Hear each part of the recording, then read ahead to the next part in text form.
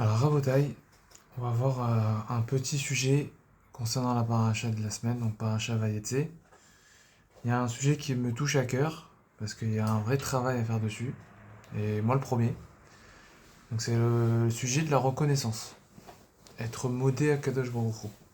Alors on va dire oui, on est modé dès le matin, etc. On va voir comment ça se passe. Donc par rapport à la paracha, le contexte, c'est que il y a eu la naissance de Yehuda, d'accord. Et au moment de la naissance de Yehuda, c'est marqué que Léa, et c'est la seule, alors voilà, je lis la Gemara, donc c'est une Gemara, dans Brachot, page 7b, d'accord. Toutes les sources seront marquées encore dans le PDF, je vous invite à les lire. Moi, je vous dis honnêtement, hein, je ne cherche pas à faire un cours histoire d'eux, je cherche vraiment à grandir, en travaillant en cours, en le partageant, et aussi faire grandir les personnes qui sont autour de moi si je peux, et avec plaisir, et tout le but étant, c'est qu'on discute après. Voilà. Donc c'est marqué dans le PDF, c'est marqué tout simplement Miyom Shebara Kadosh Baruch Hu et Taolamo, le jour où Kadosh Baruch Hu a créé le monde, Lo Aya Adam Sheoda la Kadosh Baruch Hu. Il n'y a personne qui a remercié Kadosh Baruch Hu. Il n'y a personne qui a été modé, le terme est important, à Kadosh Baruch Hu. Donc déjà c'est une Gemara très bizarre, d'accord. Moi j'ai eu beaucoup de mal, mais la Gemara continue. Ad Shebaata Léa, jusqu'à que vienne Léa, d'accord, et qu'elle a remercié Akadosh Baruch Hu. À quel moment elle a remercié? Au moment de la naissance de Yehuda, c'est marqué Apa'am Odé et Hachem. D'accord. Et donc, cette fois-ci, elle a remercié Akadosh Baruch Hu. C'est très étonnant quand même. Pourquoi parler comme ça? C'est très spécial. Donc il faut comprendre. Il faut comprendre, et moi, ça m'a fait trotter la tête, et j'ai essayé un peu de chercher un peu partout, et j'ai trouvé des choses intéressantes que je voulais partager. D'accord. Donc déjà identifions le problème. Identifions qu'est-ce qu'il faut chercher à creuser. Donc déjà, creuser, quoi? Il n'y a personne qui a remercié Akadosh Baruch Hu avant elle? C'est bizarre ça, quand même. Il y a eu pas mal d'événements hein, avant que Léa et Yehuda. Donc déjà, c'est la première chose qu'il faut chercher. Et essayer de comprendre c'est quoi la reconnaissance en vrai. Parce que c'est ça qu'on cherche. Quand on cherche dans les sources, on essaie de savoir c'est quoi, définir le sujet pour pouvoir après l'appliquer sur nous-mêmes. Donc on va essayer de voir ça tous ensemble. Donc j'ai un peu fouiné dans la Gemara, dans Brachot, et j'ai trouvé un Mefaresh, donc un commentaire, qui s'appelle Marit Aïn. D'accord. Marit Aïn. Et qu'est-ce qu'il dit là-bas? Il pose une question. Il me dit attends. Donc c'est quoi le contexte? Donc déjà je redonne un peu de contexte. Donc je remercie Akadosh Baruch Hu. Pourquoi je remercie Akadosh Baruch Hu? Rachid explique là-bas qu'il a remercié Akadosh Baruch Hu parce qu'elle a eu une névoie, elle a eu une prophétie que effectivement elle allait avoir plus d'enfants que les autres.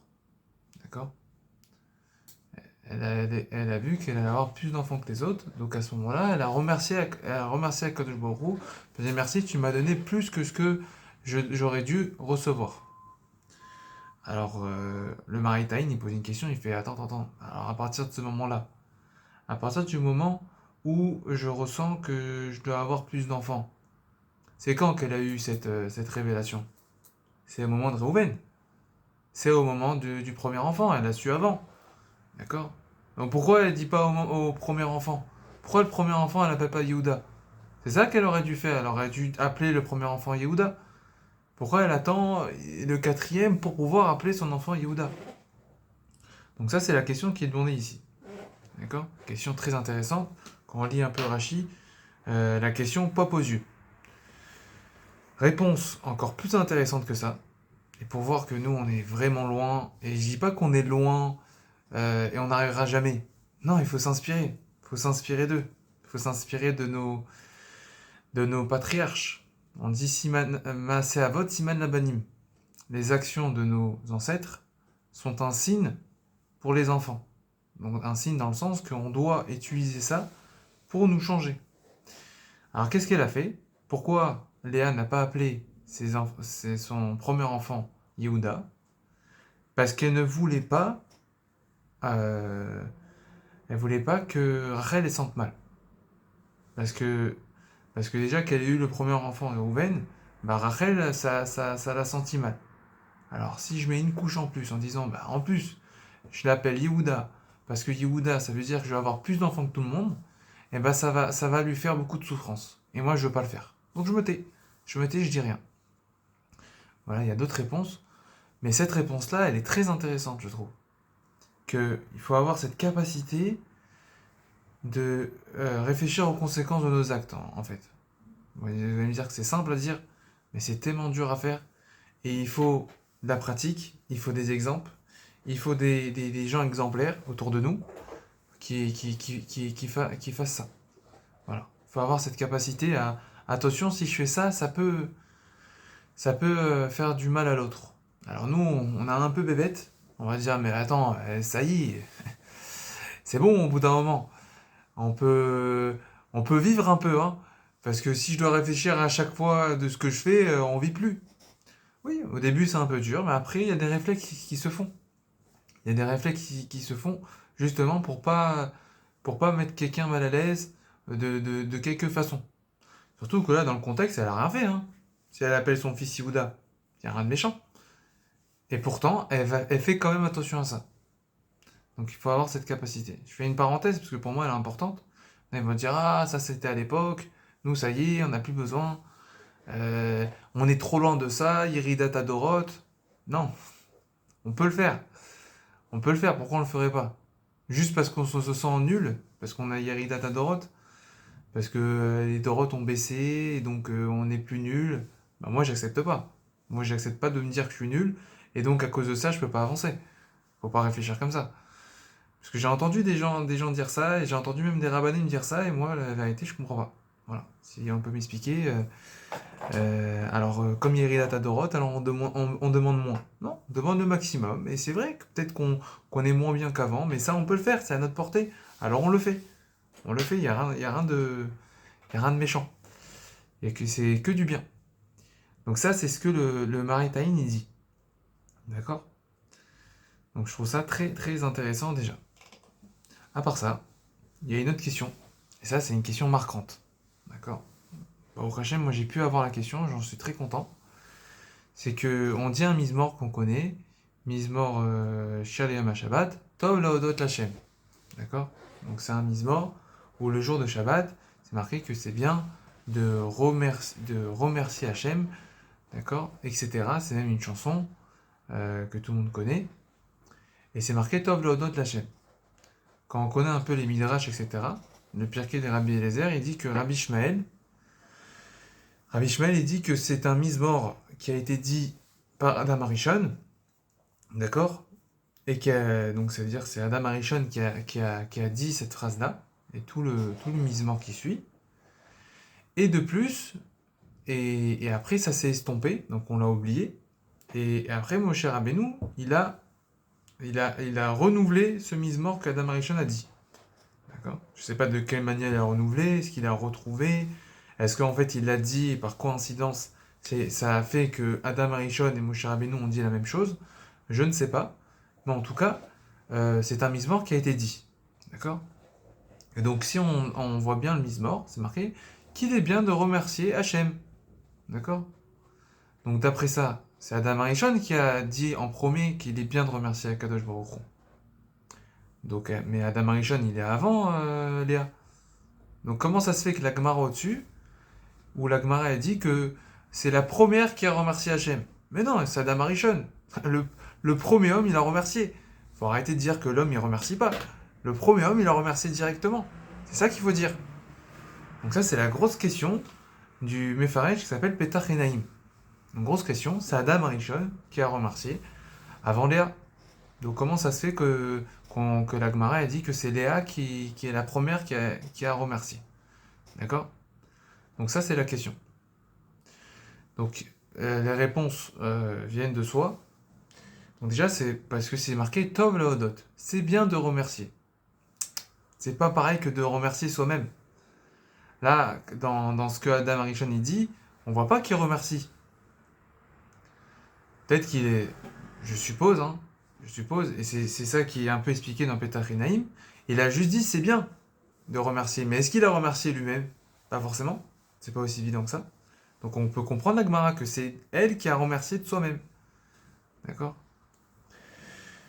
Donc ça c'est une tentative de réponse que le Petach Naïm donne, et une autre tentative, d'accord? Ça c'est la vraie tentative qui dit que celle-là on peut la mettre de côté, mais elle est très puissante cette tentative. Elle doit vraiment nous toucher.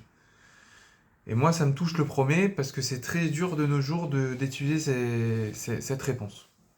C'est qu'il y a une vraie différence entre le remerciement de Adam Arishon et le remerciement de Léa. Le remerciement de Léa, il a été fait sur chaque point. Il a été fait sur le fait d'avoir un enfant précisément, sur un détail.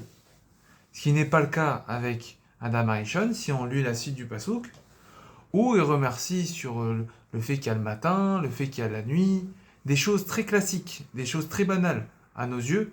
Évidemment que tout se passe grâce à des miracles, donc il y a une part de choses intéressantes, de remercier même que le soleil se lève. D'accord? Bien que pour nous c'est automatique, c'est même mathématique, il y a des heures précises, le net c'est à une heure précise, avec une seconde, ça change jamais. Ça change jamais. Lui, il se lève toujours à la même heure.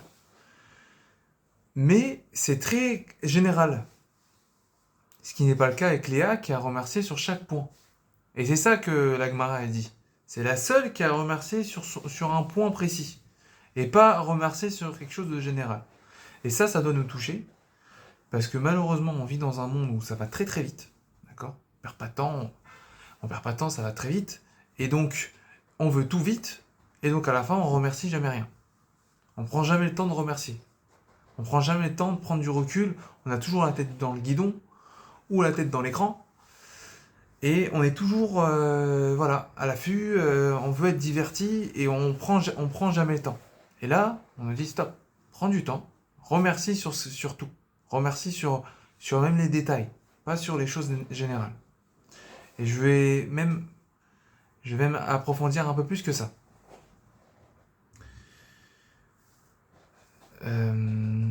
En psychologie, on apprend que c'est très important de sortir de soi-même, d'exprimer le problème, d'exprimer le traumatisme. Ça permet de ne pas faire de refoulement du problème. Et ça, c'est dit, c'est connu, tout le monde sait, c'est important d'exprimer. Quand on a un souci, c'est important de l'exprimer, de communiquer, et même juste de parler, pas forcément de le dire à la personne concernée. Attention, je n'influe à aucun moment j'influe les personnes qui parlent derrière le dos pour dire ouais, j'aime pas cette personne. Bien que en psychologie, c'est ça qu'ils font, c'est naturel de parler de quelqu'un d'autre derrière son dos. Ça, c'est pas bon, hein, il faut pas le faire. Mais on voit qu'il y a une importance à exprimer la chose. La question, c'est pourquoi? Ça change quoi? Quand je vide mon sac, pourquoi je me sens mieux? Pourquoi je me sens mieux quand je vide mon sac? Alors la réponse, elle est très simple. C'est que on a limité, d'accord, un problème qui était illimité dans notre tête. Dans notre tête, il n'y avait pas de limite. Et le fait de lui avoir déjà donné des limites, ça permet que le problème il est moins grand dans notre tête. Parce que quand on est dans le doute, quand on n'a pas limité le problème, on peut le croire qu'il est infini. Le fait de le clarifier, le mettre sur une feuille, ou en parler, mettre des mots, déjà ça règle la moitié du problème. C'est ça la force de dire les choses. Alors moi je pense que non seulement d'éclaircir les problèmes c'est la même chose, mais c'est aussi dans l'autre sens. D'éclaircir les bienfaits, de pouvoir remercier Akadosh Baruch Hu sur chaque détail. Et j'en parle, je suis le premier à avoir le problème. Quand j'ai la tête dans le guidon, je n'ai pas cette capacité, et on est là pour travailler, on peut perdre cette capacité à remercier, de dire waouh, déjà voilà tout ce qu'on a fait jusqu'à là, on est de là à là. Certes, on n'est pas arrivé à nos attentes, mais avoir cette capacité à remercier Hachem pour chaque détail. C'est qui est très différent de dire voilà, merci Hachem, j'ai une bonne famille, j'ai des enfants, je suis marié, Baruch Hashem. Non, remercier pour chaque chose. Remercier pour chaque chose. Et ça montre une valeur en fait.